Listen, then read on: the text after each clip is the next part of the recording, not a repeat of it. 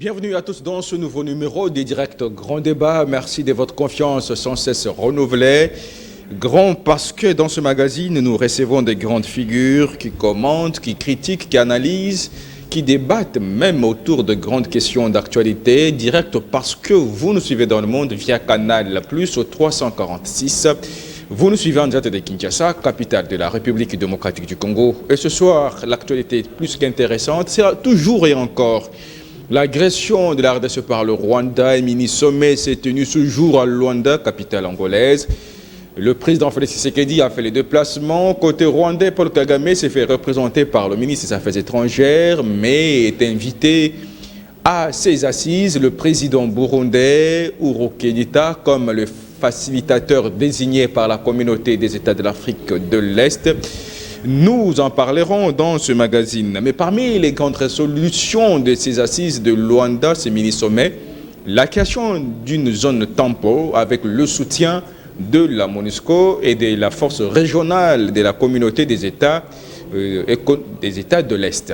Nous en parlerons avec nos invités autour de cette table. Agression rwandaise, les pourparlers de Nairobi et de Luanda, un piège de la communauté internationale. Voilà la grande thématique qui fera l'objet des débats, d'échanges, des critiques avec mes invités déjà autour de cette table. Nous recevons ce jour Maître Aimé Mangwanda, il est cadre de l'UDPS Kibasa, mais en face de lui, nous aurons Évariste Bouema. Il est président de Regelco, il est de la société civile. Et ce sera parti avec nos invités. Et bienvenue à vous tous, nos téléspectateurs qui nous ont toujours fait confiance. Maître Aimé Mangwanda, bienvenue. Merci beaucoup, messieurs les journalistes. Merci de votre disponibilité à chaque fois que l'actualité a besoin de vous. Je vous en prie. Comment va l'UDPS Kibasa? Ça va, la santé? Oui, la santé, l'UDPS Kibasa, comme toujours, se porte bien. Je crois qu'il n'y a pas un problème là-bas à signaler. Je crois que c'est bien coordonné par ses dirigeants, Hakim et Delel, ainsi que le secrétaire général. Maître Séraphin Oumbaka Pepe, donc je crois que ça se porte bien, il n'y a pas de difficulté là-dessus. Alors aujourd'hui, c'est encore de rebondissement dans la situation sécuritaire dans la partie est de la RDC, après l'appel à la mobilisation générale par le chef de l'État pour barrer route à toute balkanisation de la partie orientale de la RDC. Est-ce qu'aujourd'hui ce message trouve-t-il encore du répondant dans l'opinion nationale? L'appel à la mobilisation et de soutien aux forces loyalistes. Oui, je pense que c'est un signal fort, un signal interpellateur pour tout Congolais, tout celui qui se dit nationaliste et congolais. Ça trouve son fondement dans le sens que la population a répondu et que partout il y a de jeunes gens qui volontairement qui vont faire partie de l'armée nationale. Je crois que ces côtés-là, il n'y a pas de difficulté. On a répondu favorablement au message ou à l'appel du chef de l'État à la mobilisation de tout Congolais. Alors, est-ce que la réponse est à la hauteur de l'appel? La réponse est-elle effectivement à la hauteur du danger qui guette la République? Je crois que vous avez compris l'appel. Il y a une réponse qui est favorable du fait que les jeunes gens, les Congolais, sont mobilisés, ils sont engagés. Et le problème qu'il y a ici, que comment, pendant cette période, on peut encadrer les jeunes et équiper l'armée congolaise pour faire face à cette agression qui, ce n'est pas les rebelles de M23 qui nous agressent, mais ce sont des pays qui sont aussi appuyés par d'autres firmes ou d'autres États donc pour nous faire la guerre. Donc je crois que ces côtés-là, du fait que la réponse est favorable, tout le monde est engagé, il n'y a plus des opposants, il n'y a plus ceux qui sont de la majorité ou quoi. C'est une affaire qui concerne l'État congolais et c'est pour tous les Congolais. Alors, je vous reviens, maître Aimé Mangwanda, cadre de l'UDPS Kibassa, membre de l'Union Sacrée. Il est temps de retrouver Évariste Abouema. Bienvenue également à vous. Vous êtes président de Régielco, vous êtes de la société civile. Bienvenue. Merci, mon cher Joseph, pour l'invitation et merci pour la parole. Je salue le co-débatteur et je salue les téléspectateurs de votre chaîne et particulièrement ceux de l'émission directe Grand Débat. Je profite de la parole pour lancer un message de soutien à nos frères et sœurs victimes du conflit dans l'Est de la République démocratique du Congo, et aussi l'occasion pour demander, parce que nous avons suivi un député, le parti politique d'un député, aller soulager nos populations déplacées, parce qu'il y a des déplacés en masse à l'Est de la République, donc, qui fuient les conflits qui entrent actuellement aux alentours de Rutshuru. L'occasion pour que le gouvernement puisse assister. Nous savons qu'il y a un ministère des Affaires sociales et Action humanitaire, d'assister nos frères, parce que nous savons que nous sommes dans la saison de pluie. Il y a ceux-là qui n'ont pas de tentes, qui n'ont pas où se cacher. Donc que le gouvernement puisse vraiment intervenir. Et aussi nos frères qui sont à Kwamouth, des déplacés de Kwamouth, que le gouvernement puisse aussi voir leur situation et en même temps apporter un message de soutien à nos militaires. Alors, plaidoyer fait. Alors aujourd'hui, le message d'appel à la mobilisation générale du chef de l'État a-t-il trouvé du répondant à la hauteur du danger qui guette la République? L'appel à la mobilisation, au moins nous avons vu le jeune s'est mobilisé et c'est une très bonne chose, et même le corps académique disent qu'ils prévoient de créer une brèche pour que les étudiants puissent recevoir une formation militaire. Je pense que c'est une bonne chose, parce que nous avons toujours encouragé et demandé à ce que la population reste en éveil. Et moi, je l'ai dit, la population était toujours déjà mobilisée avant l'appel du chef de l'État. J'ai donné un exemple. Lorsque nous avons vu la population du Nord Kivu, particulièrement la population de Goma, manifester contre la MONUSCO, parce qu'ils avaient compris que la MONUSCO jouait un jeu très dangereux. Ils ont manifesté, la population a manifesté contre la MONUSCO jusqu'à ce qu'ils ont touché les installations de l'ONU. Et d'ailleurs, c'est à travers cet acte-là que le rapport incriminant le Rwanda avait fuité, parce qu'ils avaient peur. Nous avons vu le secrétaire d'État américain venir ici en République démocratique du Congo pour demander aux autorités de maintenir la mission onusienne en République démocratique du Congo. Donc la population a toujours été mobilisée. Peut-être que le chef de l'État a peut-être tardé pour lancer le message, mais bon. Et alors, je vous reviens. Le temps de retrouver Maître Aimé Mangwanda. Aujourd'hui, le chef de l'État a appelé à la mobilisation générale, au soutien au FARDC. L'option militaire a été effectivement mise en branle. La puissance de feu de l'armée régulière s'est fait sentir sur terrain. Mais entre-temps, le pourparlers encore et toujours sont exigés de la part de Nairobi, de la part de l'Angola. Est-ce que c'est un piège tendu à la République démocratique du Congo par la communauté internationale? Il faut le rappeler ici que d'aucuns qualifient du silence coupable la communauté internationale, qui ne pointe pas du doigt accusateur le Rwanda comme agresseur, mais plutôt qui demande au M23 dans une déclaration conjointe commune faite par la Belgique, la France, les États-Unis. Ils ont demandé au M23 de se retirer de ses positions, mais pas citer le Rwanda qui soutiendrait, qui serait le véritable bras séculier du M23. Je pense que la situation dans l'Est de la République préoccupe tout Congolais. Nous avons dit que cette situation ça interpelle tout Congolais, parce que l'autre fois, nous étions ici, nous avons fustigé ces comportements-là, parce que aujourd'hui, d'ailleurs, mon co-débatteur vient de le souligner, il y a des Congolais qui sont en train de souffrir. Et on ne voit pas la communauté internationale réagir à ce que les Congolais souffrent. Mais pour eux, lorsqu'il s'agit de rebelles, on dit non, on est en train de les tuer. Nous avons vu le cas ici. Lorsque l'avion ou l'armée congolaise a commencé à frapper, bombarder le alors non, c'est tout le monde, donc les États-Unis, la France, et partout, on a crié, non, mais les armes qu'on est en train d'utiliser. Mais entre-temps, les rebelles qui sont en train de tuer, nous disons que soutenus par des Rwandais, il y a vraiment l'inertie totale, il n'y a aucune réaction, et nous disons quoi? Il y a un moment, on a dit non, il n'y avait pas l'embargo. L'embargo, c'était pour les rebelles.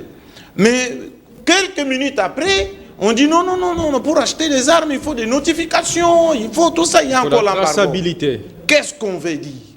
Effectivement, il y a anguille sur roche. Il y a quelque chose qui cloche. Alors qu'aujourd'hui, la communauté internationale, via certaines structures africaines, impose encore, il faut toujours poursuivre les pourparlers, notamment de Nairobi et de l'Angola. Bon, nous disons que depuis lors, je l'ai toujours dit, que tout moyen est bon. Donc les dialogues, les armes, tout moyen qu'on jugerait utile pour nous peut être utilisé pour que nous puissions trouver une solution. Mais cette fois-là, ce qui peut amener à paralyser l'État congolais, en tout cas ne peut pas être acceptable, parce que nous voyons que c'est le forcing. On est en train de forcer, et la situation que nous sommes en train de décrire à l'Est, que nous ne pouvons pas accepter. Mais du moins les dialogues, c'est une voie aussi pour trouver une solution. Mais la question que nous nous posons chaque fois, les dialogues avec qui? Parce que quelque part, on est en train de valer les Rwandais ou les Rwandais. Bon, je ne peux pas parler des Rwandais parce que ce n'est pas tous les Rwandais qui sont d'accord avec ce que Kagame est en train de faire. Donc, il y a des Rwandais qui sont marginalisés, qui détestent le comportement de ce qui est en train d'être fait par les chefs d'État en exercice. Mais du moins, la situation que le Rwanda est caché et protégé par il y a des parapluies qui ne veulent plus qu'on puisse parler, qu'on puisse citer le Rwanda. Alors aujourd'hui, oui, il y a des parapluies qui ne veulent pas que l'on cite le Rwanda comme agresseur de la RDC. Mais pendant ce temps, vous le savez, prévu pour le 21 novembre, les pourparlers de Nairobi n'ont pas repris. Mais bien avant, vous avez vu un balai diplomatique à Kinshasa. C'était d'abord Uhuru Kenyatta qui est venu. Après, il est reparti. C'est Lorenzo d'abord qui était à Kinshasa. Et après, c'est le président kenyan lui-même, William Ruto, qui est venu à Kinshasa. Et après finalement, c'est le mini-sommet de Luanda qui s'est tenu ce mercredi 23 novembre en Angola. Qu'est-ce que cela ironise? Ça cache quoi? Je pense que nous, Congolais, nous sommes en train de constater ce qui est en train de présager. Ouais, parce que ce sont des négociations. Mais je crois que même la communauté internationale a compris que les Congolais, d'abord, j'ai dit les Congolais ont compris le jeu. Ont compris que nous sommes menacés non pas par M23, mais non pas par l'ADF, mais il y a des communautés, il y a des pays qui viennent nous agresser. Ce qui est regrettable, et que ce qui sera regrettable toute la vie, est que le président de la République n'a pas refusé qu'un État vienne au Congo parler avec l'État que nous sommes, un État indépendant, que nous sommes pour investir, pour faire quoi que ce soit. Mais utiliser des voies rotors pour tuer les Congolais, parce qu'on est en train de décapiter les Congolais. Il y a des Congolais qui meurent de faim. Il y a la saison pluvieuse, mais les Congolais en pâtissent. Pourquoi? Pourquoi faire? Et si jamais aujourd'hui, nous allons dire, non, voilà, cette situation, et enfin, cette situation se trouverait en Grande-Bretagne, aux États-Unis, que dirais-je? Alors, je vous reviens, le temps de retrouver Evariste Bouema, il est président de Regelco, il est de la société civile. Que dites-vous aujourd'hui du comportement de la communauté internationale face à la situation dans l'Est de la RDC, aujourd'hui estimée à plus ou moins 12 millions de morts depuis que ces atrocités ont commencé. La communauté internationale a du mal à pointer Yabé Lurette, du doigt accusateur, le Rwanda comme pays qui déstabiliserait la RDC. Et que souvent, c'est la communauté internationale qui revient sur la RDC pour exiger toujours les pourparlers avec les groupes armés et surtout avec les terroristes du M23. Un complot à l'international, une complicité. Oui, mais moi je l'ai toujours dit que la République démocratique du Congo a été victime. C'est depuis longtemps d'ailleurs que nous sommes victimes d'un complot international. Lorsque, après, nous savons, parce que nous avons des documents sur, après même la conférence de Berlin, que la République démocratique du Congo était considérée comme un bien sans maître. Et la communauté internationale, donc soi-disant, et les multinationales, ne peuvent pas laisser la République démocratique du Congo se développer. Ils ne peuvent pas nous laisser s'organiser. Et lorsque Lumumba, en 60, disait, après son retour de la Belgique, de Bruxelles, disait que le complot est déjà fait. La Belgique cherche à balkaniser le Congo. Est-ce que l'homme politique congolais actuel a compris? Mais voilà. Avait compris le message de Lumumba avait compris. Au fil des temps. Avait compris à cette époque-là, mais les autres l'ont traité de fou. C'est comme ça qu'il a été sacrifié par le même Congolais. Et c'est comme ça que moi je reviens à la charge pour dire, est-ce que nous comprenons, est-ce que nous réalisons, nous sommes dans cette capacité-là de comprendre le niveau du complot et le danger qui guette la République démocratique du Congo, nous, la population, la classe politique. Donc nous devons prendre cette conscience-là et comprendre que le pays, et ça fait déjà longtemps que le pays est en danger, et il y a risque qu'un jour, que le pays soit balkanisé. Mais alors, lorsque vous, par exemple, vous comprenez qu'une république menacée, mais interdite d'achat d'armes sous embargo, mais entre-temps, vous avez suivi le président français Macron insister sur un dialogue inclusif. Non, mais c'est leur plan. Je le dis ici. Ils ne vont pas nous laisser s'organiser.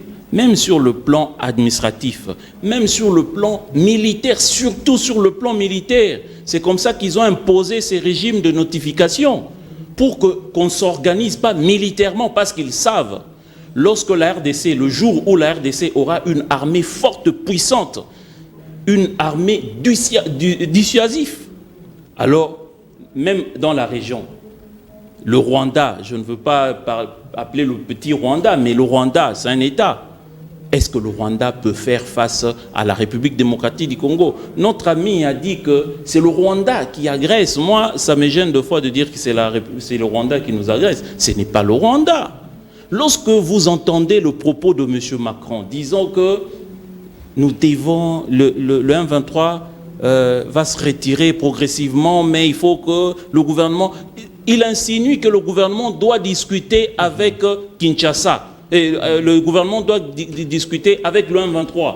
Il y a des fortes pressions, et nous savons qu'il y a des fortes pressions que même à Luanda, si le chef de l'État doit aller à Luanda, il y a de fortes pressions que Kinshasa discute avec le M23. Mais c'est la communauté internationale, c'est la France, c'est la Belgique, c'est les États-Unis, la Grande-Bretagne. Ce sont ces gens-là qui sont derrière les Rwandais, et ils sont en train d'armer du jour au lendemain le Rwanda. Donc vraiment, je n'aime pas trop dire que c'est le Rwanda qui agresse la République démocratique. Le Rwanda lui seul ne fera pas face. Non, mais le Rwanda ne peut pas faire face à la République démocratique du Congo. Et ils savent que si aujourd'hui nous sommes organisés militairement, nous allons annexer le Rwanda. J'ai dit aussi une chose, disons que si aujourd'hui, je l'ai dit, je crois hier ou avant, nous avons déjà la MONUSCO dans ce pays. Toujours dans l'élan de la balkanisation de notre pays. Nous avons la MONUSCO. imposée toujours par cette communauté internationale, qui est incapable de ramener la paix en République démocratique du Congo, ça fait plus de 20 ans. Et le budget, une mission à plus d'1 milliard de dollars l'an, mais incapable de défaire un groupe que le gouvernement a considéré des terroristes, que la France refuse de traiter des terroristes.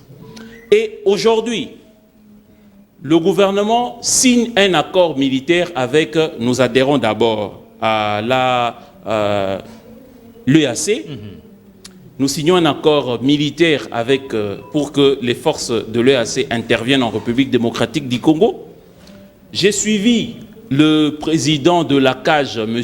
Kapiamba, disant que l'Ouganda, et il y a des preuves qui pesent sur l'Ouganda, qu'il est impliqué dans dans le soutien du M23. Mais le gouvernement déjà avait signé un accord militaire bilatéral avec le Rwanda, avec l'Ouganda. Nous avons une centaine de militaires ougandais sur notre sol. Mais l'Ouganda annonce qu'il y aura bientôt là les forces ougandaises dans le cadre de la mission de l'EAC en République démocratique du Congo. Attendez, où est-ce que nous amenons ces pays? Là, je les mets sur le dos de nos amis qui sont au pouvoir. Ramener, nous avons déjà les Ougandais et les Kenyans, les Burundais, et demain, je ne sais pas, il y aura encore des Somaliens ou je ne sais quoi encore. Mais c'est là, déjà, nous tapissons le chemin pour la balkanisation. Je vous reviens. Alors, Maître Aimé Mangwanda, c'est vrai qu'aujourd'hui, cette multiplicité d'armées étrangères sur le sol congolais étoufferait même, serait pour objectif d'anéantir même la force de l'armée régulière. Lorsque vous avez la MONUSCO, vous avez les troupes kenyanes, vous avez les troupes ougandaises, burundaises, vous avez toutes ces troupes dans le cadre de la force régionale de la communauté des États de l'Afrique de l'Est. Finalement, les FARDC seront absorbés. Merci beaucoup. Je crois que je réagis un peu sur ce que les co-débatteurs viennent de dire. Parce qu'il risque de dire quelque chose et son contraire à la fois.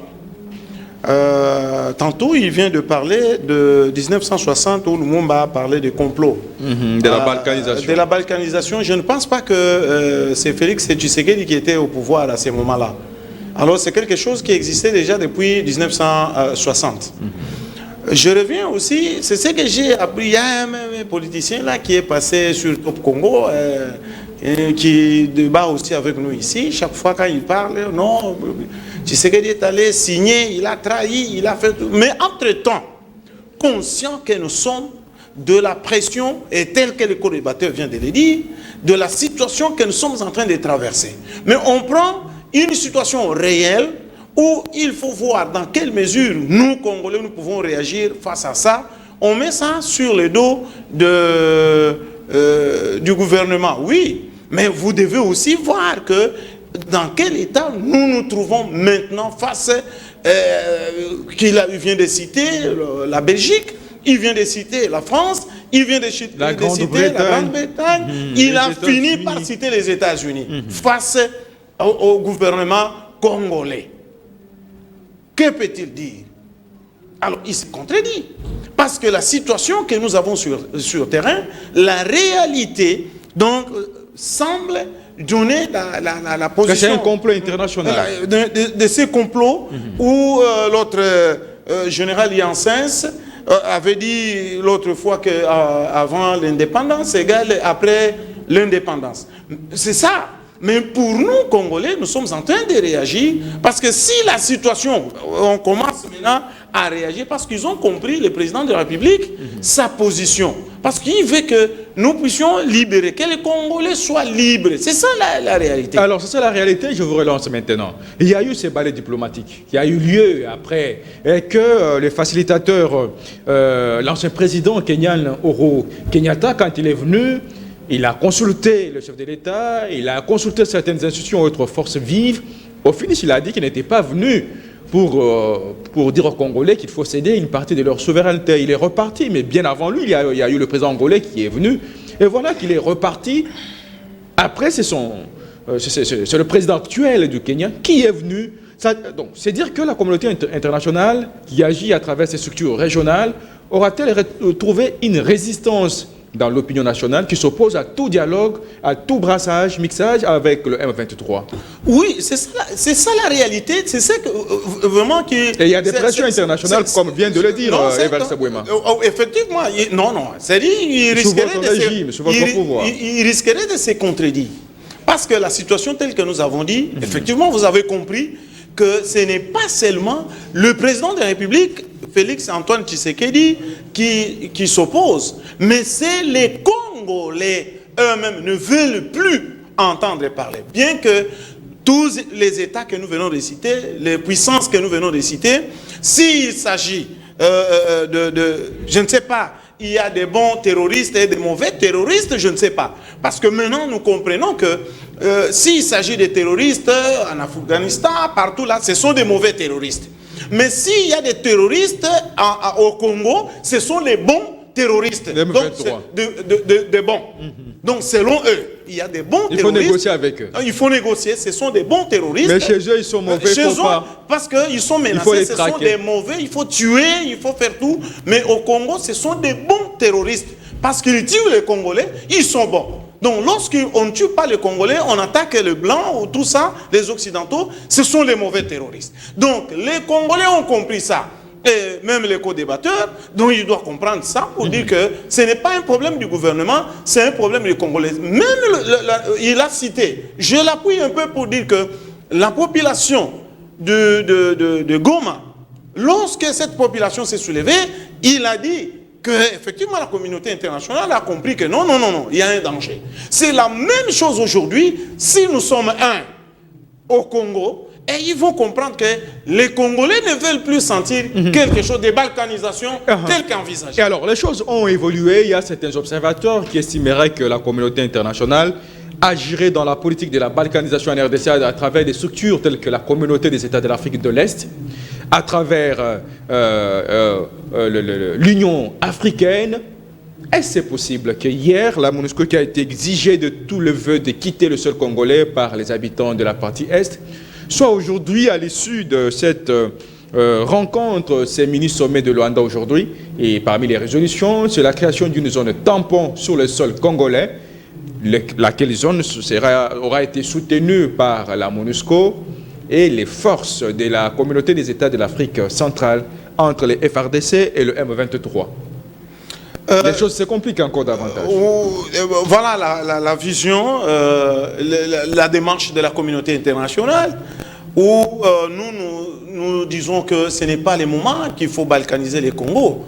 Parce que vous avez posé la question, et effectivement, si ce n'est pas que le président de la République ou le gouvernement qui a décidé que l'armée ougandaise soit dans cette commission. Parce que nous savons, même à l'époque où Abiyarimana est parti, ce sont les Ougandais qui sont allés là-bas.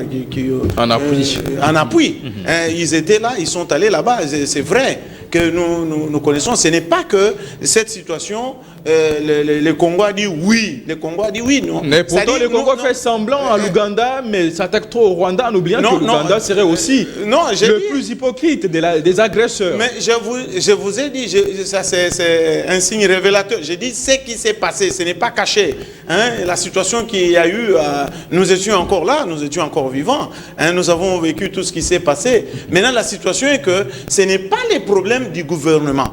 Je suis en train de souligner, c'est un problème de Congolais. C'est-à-dire que si le gouvernement dit non et les Congolais disent oui, voyez là où nous allons. Le problème est que lorsque les Congolais, parce que jusque-là, ni le président, ni aucun ministre qui a dit oui, nous acceptons la balkanisation ou nous acceptons tout ce que nous sommes en train de militer, qu'il n'y ait pas la balkanisation. Mais maintenant que nous sollicitons que l'appui des Congolais, nous puissions nous réveiller tous pour que ce qui se passe, ou ce que nous souhaitons, que cela n'arrive pas, ne puisse pas arriver. Donc je crois que c'est un problème des Congolais, c'est un problème de tout citoyen congolais qui veut que la situation soit au calme et le Congo soit dans son état. Je vous reviens, Maître Mimangwanda. Je rappelle que vous êtes cadre de l'UDPS Kibassa, vous êtes des lions sacrés. Je vous reviens cette fois-là pour conclure ce magazine. Le temps de retrouver Evariste Bouema, vous êtes de la société civile. Voilà ces assises du mini-sommet de Rwanda, plutôt de l'Angola, qui s'est tenu ce mercredi 23 novembre, serait une mise au point par rapport au report de la reprise de pourparlers des Nairobi au Kenya qui était prévu pour le 21 novembre. Ça n'a pas eu lieu. Le gouvernement a avancé pour l'argument qu'il a refusé de négocier avec le M23, avec comme condition que ces mouvements devraient d'abord quitter toutes les zones qu'il occupe avant toute négociation. Et vous avez suivi même Madame Tina Salama, la porte-parole du chef de l'État, qui a dit que le gouvernement congolais campe sur sa position, pas de dialogue avec le M23. Mais est-ce que ces assises d'aujourd'hui, c'est une sorte de pression de trop, comme prévu finalement pour le 27, du 27 au 2 décembre, les pourparlers de Kenya, plutôt de Nairobi, devront reprendre. Est-ce qu'il y a eu des consignes, des pressions pour que cette fois-là, que la RDC peut-il céder, enfin accepter de négocier avec le mouvement terroriste du M23? C'est l'inquiétude, parce que je le dis, c'est juste le sommet de Luanda, c'est juste une pression pour que Kinshasa négocie avec les M23. Mais je continue par rapport à ça, je réagis rapidement. Vous avez vos 5 minutes pour conclure. Je commence par vous. Notre avez 5 ami minutes, d'élu 5 minutes, d'EPS Kibassa a dit que je dirais une chose et son contraire à la fois. Non, j'ai bien précisé qu'il y a forte pression pour que le gouvernement négocie avec le M23. Et accède aux demandes des M23, notamment politique et intégration militaire. Voilà. Mais concernant les autres questions que j'ai mis sur le dos du gouvernement, mais je ne pense pas qu'il y ait eu pression pour que M. Tshisekedi aille signer l'accord de l'adhésion de la République démocratique du Congo à l'EAC. Ce n'est pas sous pression que M. Tshisekedi ou le gouvernement de M. Tshisekedi a signé un accord militaire avec l'Ouganda. Monsieur dit que non, mais l'Ouganda vient dans le cadre de la force. Oui, bien sûr, mais avant, le gouvernement a signé un accord militaire avec l'Ouganda. Les gens le savent. Et d'ailleurs, il y a même un député national que je peux bien citer parce que les vidéos continuent à circuler sur Internet. Jean-Claude Kibala, qui a parlé de la présence de troupes rwandaises en 2019, en décembre 2019, sur autorisation du gouvernement pour traquer un commandant FDLR avec ses 5 compagnons. Est-ce que cela peut se passer sans qu'il y ait un accord avec le gouvernement, monsieur? Nous devons être sérieux. Le Congolais nous suivent. Je les mets sur le dos de Congolais. Mais est-ce que vous pouvez imaginer, hein, je le dis, c'est vrai qu'ils cherchent à défendre le gouvernement, mais lorsque le gouvernement signe un accord avec un pays qu'on soupçonnerait, ou d'ailleurs le Rwanda s'est déjà testé par l'ONU, l'Ouganda, j'ai dit parce que notre frère Georges Kapiamba, je le cite ici, le président de l'ACAJ, l'Ouganda, il y a des charges qui pèsent sur l'Ouganda, qui soutient le M23 aussi. Et c'est pourquoi même dans la marche de Nouvel Élan d'Adolphe Muzito, ils exigeaient l'expulsion aussi de l'ambassadeur ougandais du sol congolais. Je mets ça sur le dos du gouvernement et je dis que c'est jouer les jeux de l'ennemi. Et c'est très dangereux. Et le gouvernement va attendre jusqu'à quand? Jusqu'à ce qu'on va attraper de troupes des militaires rwandais et de militaires ougandais dans les militaires qu'on attrape du M23. Mais non, mais nous devons sauver ce pays. Alors, devant ce complot qu'est fait, il ne faut pas venir chercher à tout prix défendre le gouvernement. Alors, vous criez un complot international. Nous devons sauver ce pays. De balkaniser la RDC, que faire aujourd'hui? Ce gouvernement va partir un jour. Et même le chef de l'État, il partira parce que c'est un mandat. Mais nous devons chercher à sauver plus le pays, la patrie. Que faire? Nous concluons avec vous. Oui. Non, mais vous criez un complot international, de balkaniser la RDC. Je ne cesserai de le dire que nous sommes victimes d'un complot, mais cela demande de nous, premièrement, la conscience. Nous devons prendre conscience, nous, Congolais. Lorsque j'entends notre frère chercher à tout prix défendre le gouvernement, même avec ses failles, Concluez, s'il vous plaît. au lieu d'avoir une idée nationaliste pour défendre la patrie. Mais il est toujours là à chercher à défendre son camp politique. C'est ça le problème que nous avons. C'est ça le problème. Et alors Et puis deuxièmement, nous devons nous rassembler. Nous devons être unis. Mais je le dis par un exemple. Le chef de l'État, les autres disent que non, le chef de l'État fait un discours, les autres doivent venir. Moi, je l'ai toujours dit, je le considère comme, c'est le garant de la nation, c'est le père de la nation. Mais rien n'empêche qu'au chef de l'État de faire un pas vers ses compatriotes congolais. De chercher, si je voyais par exemple, nous avons vu notre frère Olengankoy aller voir M. Fayoulou et qui aurait accepté de rencontrer le chef de l'État. Mais si, par exemple, le chef de l'État, comme à l'époque, on voyait M. Kalev aller circuler dans les états-majors de partis politiques pour des négociations politiques, dans le cadre de... à l'époque, c'était pour les élections. Mais si aujourd'hui le pays est en danger, il y a une agression, mais voir un conseiller, par exemple, spécial du chef de l'État, aller dans les plateformes politiques, voir les responsables politiques, voir par exemple l'ancien président M. Joseph Kabila, le consulter et pour ne peut-être pas le recevoir au palais de la nation. Et les autres, Fayoulou déjà, je l'ai dit, Moïse Katumbi, bon, bien sûr étant de l'Union sacrée, mais il y a tant d'autres... Les protestants, les catholiques, la société civile. Merci d'être venu. Donc je pense que ça sera un signal fort et montrant aux ennemis de la République et à l'Occident que nous, Congolais, nous sommes unis autour du chef de l'État pour faire face à cette agression. Monsieur Évariste Abouema, merci d'être venu. Merci. Je rappelle que vous êtes président de Regelco, vous êtes de la société civile. Exactement. Et alors, Maître Aimé Mangwanda, aujourd'hui, devant cette complicité internationale de la balkanisation de la RDC, certains experts en relations internationales ont laissé entendre que pratiquement tous les pays qui sont au sein de la communauté des États de l'Afrique de l'Est, chacun défend son intérêt, chacun défend son butin en RDC.